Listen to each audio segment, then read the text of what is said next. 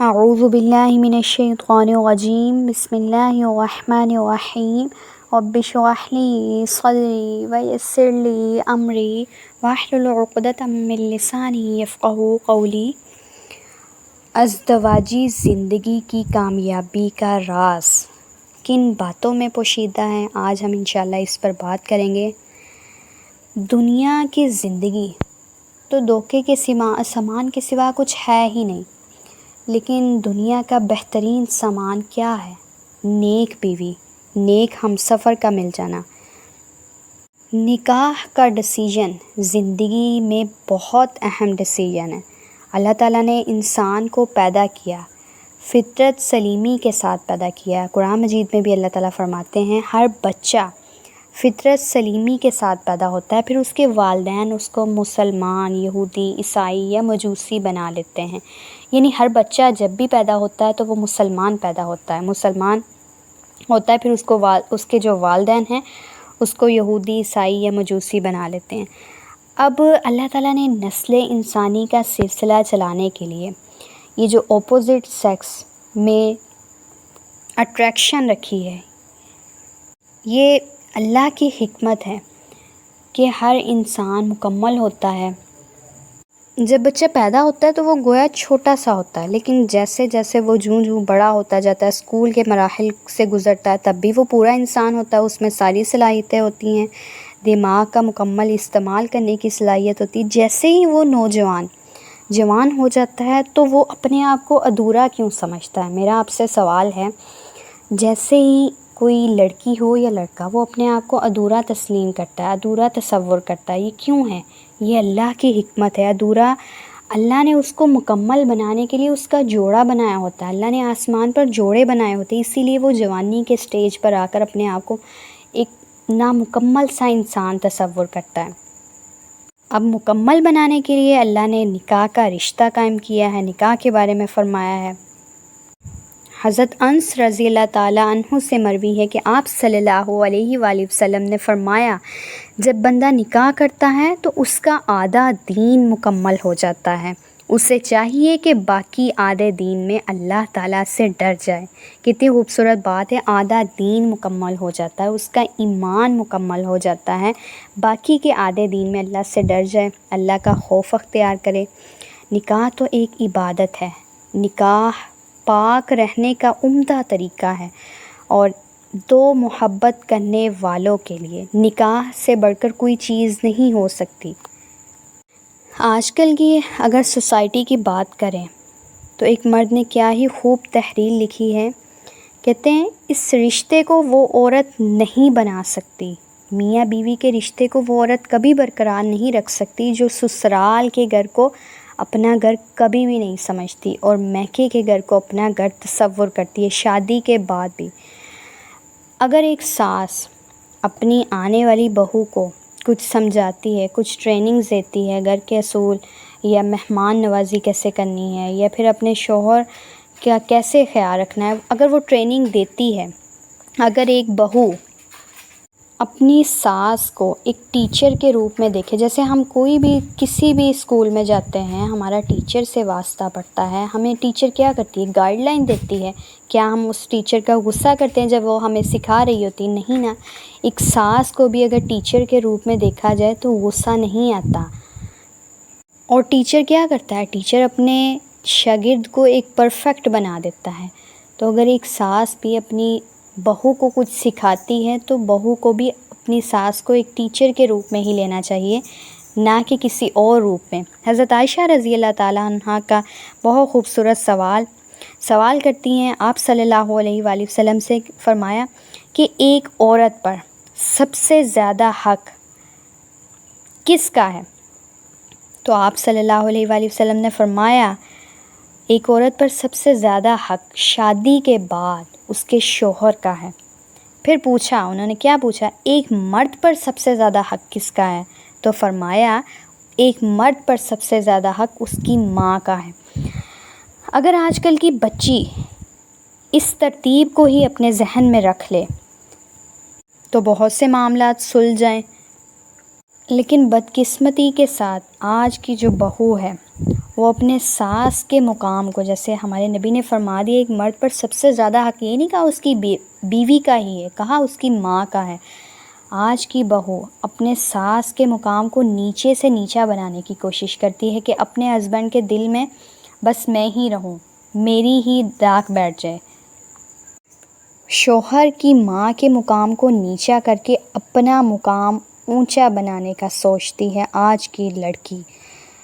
اچھا، ایک بات بہت کامن ہوگی کہ یہ کہا جاتا ہے بہت سے اس بات کو ترجیح دیتے ہیں کہ ایک بہو پر اپنے ساس سسر کی خدمت کرنا کوئی فرض نہیں ہے۔ اگر آپ صلی اللہ علیہ وآلہ وسلم کی اسی بات کو ذہن میں رکھ لیں کہ بیوی پر سب سے زیادہ حق کس کا ہے اور شوہر پر سب سے زیادہ حق کس کا ہے، تو اسی بات سے ہی اندازہ لگایا جا سکتا ہے کہ اگر بہو نے اپنے ساس سسر کی ہی خدمت نہیں کی تو گویا اس نے اپنے ہسبینڈ کا حق ادا نہیں کیا۔ یہ غلط بات ہے۔ دیکھیں، اگر ہم آج کسی کے ماں باپ کا خیال نہیں کریں گے تو کیا کل کوئی ہمارے ماں باپ کا خیال کرے گا؟ یہاں حضرت خدیجہ رضی اللہ تعالیٰ عنہ کا واقعہ بیان کرنا چاہوں۔ کیا ہی انہوں نے خدمت کی۔ آپ صلی اللہ علیہ وآلہ وسلم کی عمر 25 برس کی تھی جب ان کا نکاح حضرت خدیجہ سے ہوا۔ ان کے غلام میسرہ نے آ کے بتایا ہمارے نبی پاک صلی اللہ علیہ وآلہ وسلم کی ایمانداری کے بارے میں۔ ان کے دل میں خواہش پیدا ہوئی اور انہوں نے اپنا پروپوزل بھیجا، پڑھایا، اور اس وقت حضرت خدیجہ کی عمر تقریباً 40 برس تھی۔ جب شادی ہو گئی تو کچھ ہی عرصے بعد آپ صلی اللہ علیہ وآلہ وسلم غار حرا جانا شروع ہو گئے عبادت کے لیے۔ چند سامان لے جاتے، کچھ کھانے پینے کے لیے لے جاتے اور بیوی بچوں کو چھوڑ کر عبادت کے لیے غار حرا میں چلے جاتے۔ کبھی بھی سوال نہیں کیا کہ آپ مجھے چھوڑ کر کہاں جا رہے ہیں۔ اگر آج کی عورت ہوتی تو سوال کرتی آپ ہمیں چھوڑ کر کہاں چلے جاتے ہیں، کہاں اپنے دن رات گزارتے ہیں۔ کبھی ایسا سوال نہیں کیا۔ ایک مرتبہ آپ صلی اللہ علیہ وآلہ وسلم غار حرا میں تھے۔ جبرائیل علیہ السلام آئے اور کہا کہ ابھی خدیجہ رضی اللہ تعالیٰ عنہ آپ صلی اللہ علیہ وآلہ وسلم کے لیے کھانا لے کر آ رہی ہیں۔ اللہ نے ان کو سلام کیا، یعنی حضرت خدیجہ رضی اللہ تعالیٰ عنہ کو سلام کیا۔ جب آپ صلی اللہ علیہ وآلہ وسلم نے حضرت خدیجہ کو بتایا تو انہوں نے حیرت سے پوچھا کہ اللہ نے مجھے سلام بھیجا، وہ تو خود سلامتی والا ہے۔ ان کا دل بھر آیا، اتنی محبت کے ساتھ دل بھر آیا۔ یہ حضرت خدیجہ کی اطاعت گزاری تھی، اپنے ہسبینڈ کے ساتھ محبت تھی کہ کس وجہ سے اللہ نے ان کو سلام بھیجا۔ یہی وجہ تھی کہ آپ صلی اللہ علیہ وآلہ وسلم کو حضرت خدیجہ کی وفات کے بعد بھی ان سے بے پناہ محبت تھی۔ حضرت عائشہ رضی اللہ تعالیٰ عنہ کہتی ہیں کہ مجھے اتنا زیادہ رشک کسی پر نہیں تھا جتنا کہ حضرت خدیجہ پر تھا۔ ایک مرتبہ آپ صلی اللہ علیہ وآلہ وسلم سے میں نے کہا، حضرت عائشہ کہتی ہیں کہ آپ کو ابھی تک سرخ مسوڑوں والی قریشی عورت نہیں بھولی؟ تو اس وقت آپ صلی اللہ علیہ وآلہ وسلم نے بہت غصے کا اظہار کیا۔ سرخ مسوڑوں یعنی بنا دانتوں والی۔ حضرت خدیجہ جو تھی بوڑھی ہو چکی تھیں، کافی عمر رسیدہ تھیں۔ اس موقع پر ہمارے نبی نے غصے کا اظہار کیا اور کہا کہ کوئی خدیجہ کے بارے میں مجھے نہ ستائے۔ اس نے اس وقت میرا ساتھ دیا جب کوئی میرا ساتھ دینے والا نہ تھا۔ وہ مجھ پر تب ایمان لائی جب کوئی میری بات ماننے والا نہ تھا۔ انہوں نے تب میری مدد کی جب سب لوگوں نے مجھے چھوڑ دیا۔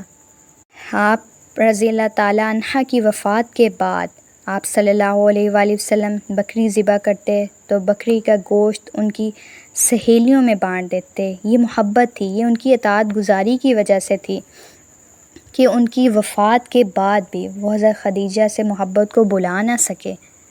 نکاح کا مقصد صرف یہی نہیں محض زیورات، کپڑے یا آسائشات، یہی نہیں ہے نکاح کا مقصد۔ نکاح کا مقصد تو تقویٰ ہے۔ جب بھی نکاح کیا جاتا ہے، آپ صلی اللہ علیہ وآلہ وسلم نے جب بھی کسی کا نکاح پڑھایا تو 3 آیات کی تلاوت کی۔ کون سی 3 آیات؟ ان تینوں آیات میں کیا چیز کامن ہے؟ تقویٰ، اللہ کا خوف، اللہ کا ڈر۔ نکاح کے بارے میں قرآن مجید میں ارشاد ہے، وہ اللہ تعالیٰ ہی ہے جس نے تمہیں ایک جان سے پیدا کیا اور اسی سے تمہارا جوڑا بنایا تاکہ تم اس سے سکون حاصل کرو۔ یہ کیا ہی خوبصورت نظام ہے کہ ایک بیوی پورا دن اپنی عزت کی حفاظت کرتی ہے، اپنی اولاد کو پالتی ہے، اور ایک ہسبینڈ اپنی پوری کی پوری تھکان کے ساتھ رات کو گھر لوٹ کر آتا ہے اور اس کی ساری تھکن اتر جاتی ہے، کس سے؟ اللہ نے اس کی بیوی کو اس کا سکون عطا قرار دیا ہے۔ نکاح سکون کا باعث ہے، نکاح کے بغیر سکون ممکن نہیں ہے، اسی لیے ہر انسان نکاح کے بغیر اپنے آپ کو ادھورا سمجھتا ہے۔ یہ اللہ نے ضرورت رکھ دی ہے اندر، تو ہم کیسے اس کا انکار کر سکتے ہیں؟ نکاح انبیاء کی سنت ہے۔ آپ صلی اللہ علیہ وآلہ وسلم نے فرمایا نکاح تو میری سنت ہے، جو شخص میرے طریقے سے منہ موڑے گویا وہ مجھ سے نہیں، اس کا کوئی میرا تعلق نہیں۔ نکاح کرنا زنا کے راستے کو روکتا ہے، کیونکہ یہ ضروریات ہے انسان کی۔ اس کو پورا کرنے کے لیے اگر جائز طریقہ اختیار نہیں کریں گے تو پھر ناجائز طریقہ تو اختیار کیا جائے گا، اور آج کل ایسا ہی ہے معذرت کے ساتھ، جو آسان طریقہ ہے اس کو اختیار کرنے کی بجائے جو مشکل طریقہ ہے اسی کو ہی اختیار کیا جا رہا ہے۔ ایک بہت خوبصورت دعا ہے، اللہم انی اعوذ بک من جار السوء ومن زوج تشیبنی قبل المشیب ومن ولد یکون علی غبا ومن مال یکون علی عذابا ومن خلیل ماکر عینہ تغانی وقلبہ یوعانی اذ رأى حسنة دفنها وإذا رأى سیئة اذاعها۔ ترجمہ ہے، اللہ میں پناہ مانگتی ہوں برے ہمسائے سے، ایسے جیون ساتھی سے جو بڑھاپے سے پہلے ہی مجھے برا کر دے، ایسی اولاد سے جو میری آقا بن بیٹھے، ایسے مال سے جو میرے لیے وبال کا باعث بن جائے، اور ایسے مکار چال باز دوست سے جس کی آنکھیں میری نگرانی کرتی ہوں اور دل مجھے دیکھتا ہو۔ اگر میں کوئی نیکی کا کام کروں تو وہ اس کو اپنے دل میں ہی رکھے، اور اگر کوئی برائی کا کام کروں تو وہ اس کا چرچا کرتا پھرے۔ اس دعا کو پڑھا کریں اپنے لیے۔